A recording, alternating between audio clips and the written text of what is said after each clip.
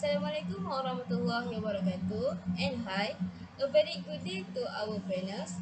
I hope both of you are in the pink of health. Let me introduce myself first. My name is Siti Najah Nasir. My metric number is AA201011, and today I will be presenting you chapter 1, that is introduction. There are 5 points under introduction, such as background project, problem statement, objective, project scope, and identification of needs. In this chapter, we will go through one by one to know more about our project. Next, we turn to the problem statement that we can see from the previous model. First and foremost, the latest train are less fast. This is because the train only capable of moving at 160 km per hour. This slow movement causes many human activities to be delayed. For the reason, most of them choose to ride their own vehicles rather than public vehicles. After that, the second problem statement is the latest train require high electrical energy. In Malaysia, we use about 25 kilovolt per 50 Hz for KLIA Express. From there, we can see our country spend a lot on electricity to cover the train journey. Moreover, the latest train require high repair cost. This is because the train repair items are more expensive than the new one and hard to find. Furthermore, the last problem statement is exciting train also have a lot of problems in terms of safety factor. Just recently, many train accidents happen like when the two trains collide with each other due to the negligence of the LRT driver himself. So the activity of this all technology train, it will move in one direction only in being in one tube. Salah pula cakap. So, what is our objective to create this Hyperloop project? We want to build a functioning model that resembles the real Hyperloop technology. Gitu ke? There are two types of project scope that we provide in our project. First, we wanted to compare motion simulation using the two methods, namely main lift rate and electromagnetic coil induction on a laboratory scale. After that, we wanted to upgrade with a building monorail design using the SolidWorks application and shape the monorail by using a 3D printing machine. The shape of the train also plays an important role in increasing the speed of the train. So, what is this importance of benefit of Hyperloop on society and the country? First, with the necessity of this Hyperloop, we can reduce excessive electrical wastage by using electromagnetic methods. Moreover, speed of the movement of a train to arrive at destination like the train of Japan, Shinkansen, model E2 that have speed about 270 km per hour until 260 km per hour. Next, we can take movement time. Furthermore, this technology will be raising the name of the country on par with other developed countries such as Japan and Germany. Finally, we can keep the environment safe from being polluted.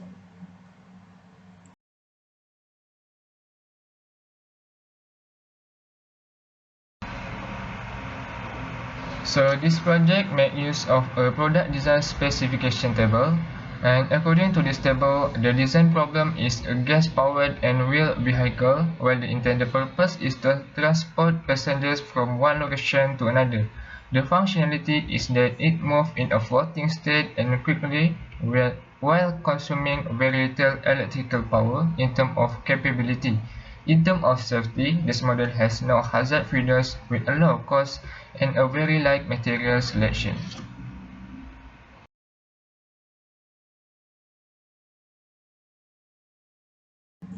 As we know, Elon Musk introduced to us a unique vehicle as the fifth type of transportation. He started naming the model with Hyperloop that has several features. Hyperloop is a fast vehicle that only uses electric propulsion and magnetic levitation. After that, Elon Musk cooperated with Tesla and SpaceX engineers. They were on the theoretical basis of system and innovation from late 2012 until August 2013.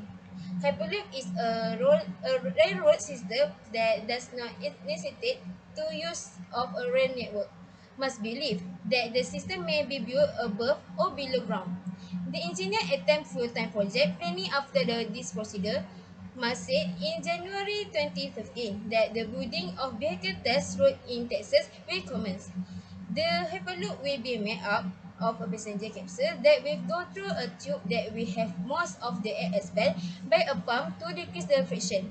To eliminate the system, the capsule will be closed at lower pressure in the tube, allowing it to travel at the same speed as the airplane. Again, hi, my name is Amira Bila, metric number A800188. I will continue the presentation with background research. The concern about this study is the transportation system in Malaysia, as the old model of conventional train is still being used as the main train transportation system. The train is also old-fashioned and is not fast enough. The study is conducted to improve and upgrade the old conventional train to the more futuristic train. The plan is to upgrade the working principle of the conventional train to the magnetic levitation concept and Hyperloop technology.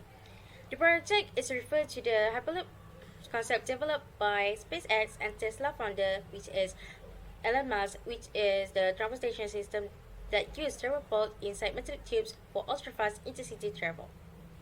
Hyperloop uses electromagnetic concepts, such as those used by maglev trains. Still, it has also used thermodynamics, fluid dynamics principles, which are the critical factor contributing to Hyperloop's ability to travel swiftly. The Hyperloop is propelled by two electromagnetic motors connected in series. The second critical component of Hyperloop performance is the giant fans and compressors, as huge fans and compressors assist circulate air inside the capsule. Also, a semi-vacuum tube is also the vital component of Hyperloop, as it compresses the air within object and it goes through it, as the air slows the object's momentum. Next, the linear Halbach array is a magnet array that allows the Hyperloop locomotive to be levitated. The linear Halbach array is a planar magnetic array that may generate a magnetic field that is much greater on one side than the other.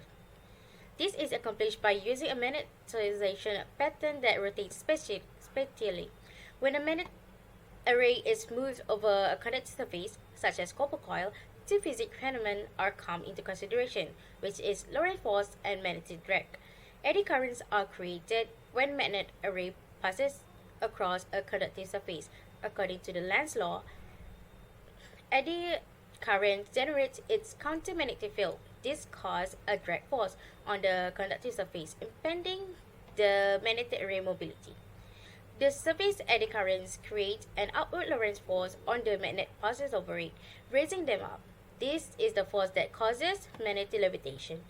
In order for Hyperloop concept to work, magnetic drag must be overcome first. With enough speed and outward Lorentz force, the locomotive can hover around. So to ensure the Hyperloop locomotive levitated, the linear Halbach array is used. So this linear Halbach array is the planar magnetic array that generates a magnetic field that is much greater on side than the other side. So this is accomplished by using magnetization pattern that rotates spatially. So there are three types of working principle of magnetic levitation, which are electrodynamic suspension (EDS), electromagnetic suspension (EMS), and induction. Electrodynamic suspension uses the magnet to repel the train off the guideway instead of attracting it. So this repulsive force then will be high enough to overcome gravitational force and allows it to levitate. Electromagnetic suspension takes advantages of the attractive force between magnet located at train side, guideway, and underside, and the coils only conduct electricity when a power supply is present. There are two guideway construction options, top or bottom EMS, and the top EMS is one in which the locomotive levitation is generated by an electromagnet on top of the locomotive, and the locomotive hangs below the track. Meanwhile, a bottom EMS requires arms to be wrapped around the track in order to use EMS levitation. Lastly, in that track is passive and fail-safe electrodynamic magnetic levitation, by use in powered loop of wire in the track and per slide magnet organized into a halberd array on the vehicle. And the inductor is a newer type of electrodynamic suspension (EDS) that use permanent magnet to produce the magnetic field instead of powered electromagnet. Next, a linear induction motor is a type of rotary motor. Primary and secondary stator and rotor are used in the linear motors. The main function of the stator is to generate a fluctuating magnetic field across the air gap. The magnetic field induces an electromotive force in the linear induction motor secondary conductor section. Eddy currents are generated by electromotive force and are propelled by primary magnetic field. There are two variants of linear induction motor is which are short primary, which is the stator is on board of the locomotive and the conductor is in the guideway of the locomotive, and the long primary, which is a stator in the guideway and the conductor is on board of the locomotive. The stator is always a primary and the conductor is always a secondary. And lastly, the equipment used is a vacuum pump.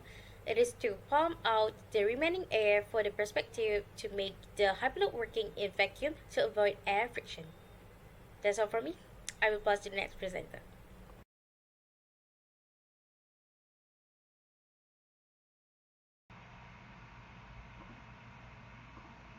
So for the conceptual design, and during the concept design phase of product development, alternative design concepts are developed, reviewed and selected for future development.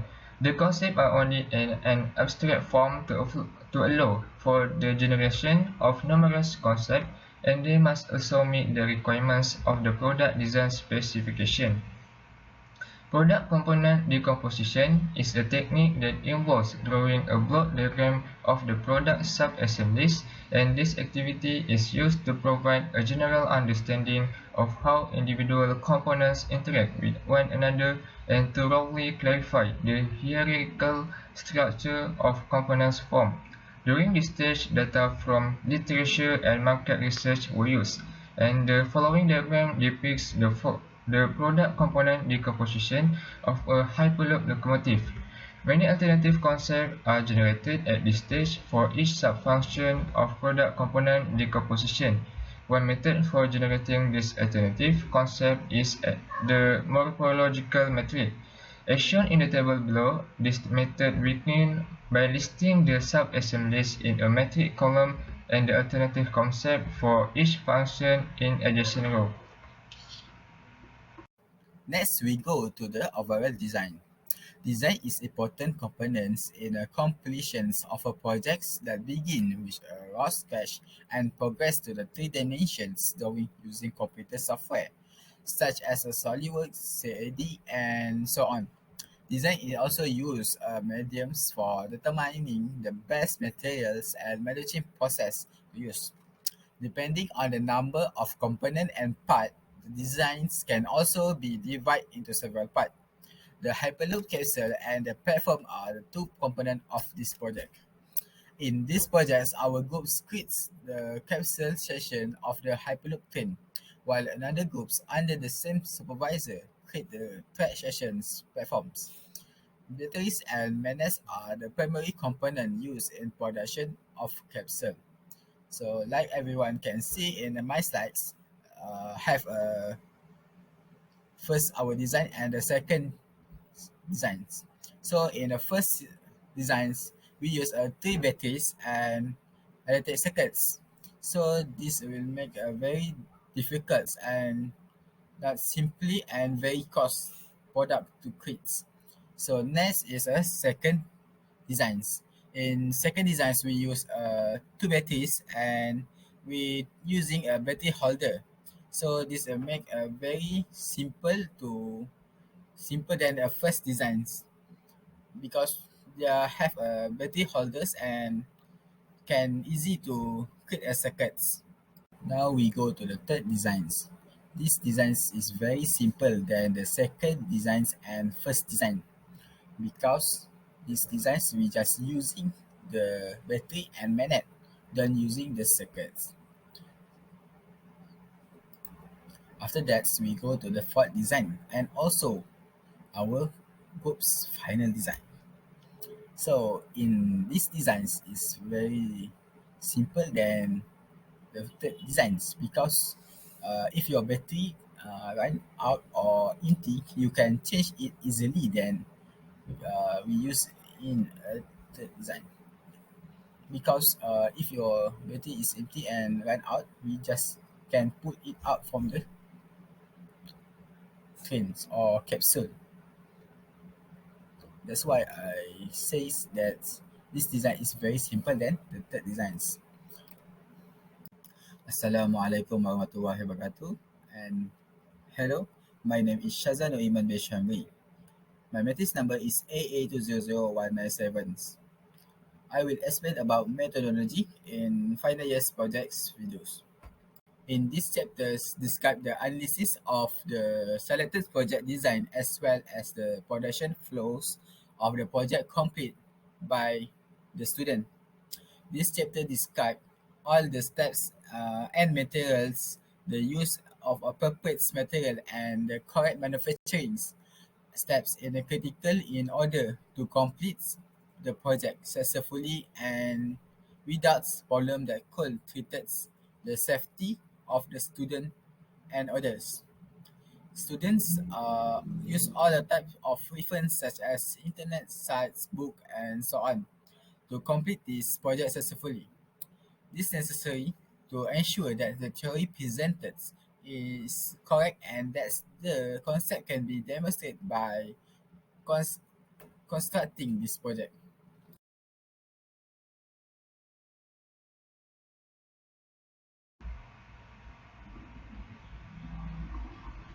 For embodiment design, configuration design's goal is to specify the best configuration feature of the design and related modules to meet their intended function. The second stage of embodiment design should consider all the related engineering principles, working geometry, and material in order to solve the design problem. Each configuration must be identified and evaluated for its capability level of achieving functional and stated design requirements using the weighted rating method in order to select the best configuration among various alternatives. The first stage of parametric design are part sizing and product assembly drafting, and this method is used to display the most recent configuration of a product assembly and its component. SolidWorks software will be used to pre-identify, measure, and draw all parts. The general product size should be included in this drafted drawing. Next, the material used to build a lab-scale Hyperloop model is neodymium magnets, which have high magnetic strength, excellent for use as a circuit. Next is a titanium copper coil that is used as the base and rail for the Hyperloop locomotive. And next is battery for power source. Next is perspective that is used as the tube for Hyperloop railway that can withstand vacuum buckling. So I will continue our presentation for the material and equipment part. So one of the material used in this project is filament, and the filaments are selected because they are durable and simple to use for creation. In addition, this material is widely used in 3D printing technology. Then, several tests must be conducted to determine the project meet the objective. Thus, some equipment is required to construct the model in order to develop the Hyperloop that we desire. 3D printing machine is used in our project, and this machine is used to create the body of Hyperloop. To use this machine, first we need to design the Hyperloop in SolidWorks. Then we need to feed the design data from SolidWorks file into the machine. Then the machine will start the printing after we set up it properly according to the requirements.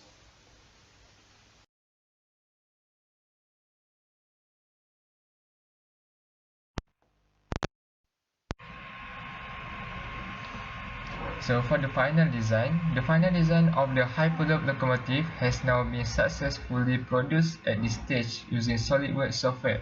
The diagram depicts the final product design for the engineering design project, which is a complete Hyperloop locomotive assembly. This table displays the manufacturing method selection. The casing is made of filament and printed using 3D printing. Magnets and batteries are available on the market. Now we go to our last chapter in methodology. So for the last chapter in methodology is the cost of this project item. Just like we know, we just use only two items. That is neodymium magnets and 3.7 lithium ion rechargeable battery. So we buy the 10 of neodymium magnets. So for the cost for this magnets is 34 ringgits 32 cents, and for 3.7 volt lithium ion rechargeable battery we buy 8 battery, because we if the one battery is run out we can change it to another battery. So for the cost for this battery is a 15 ringgit 70 cent. So the total all our cost is a 15 ringgit 2 cents. That's all for me. Thank you.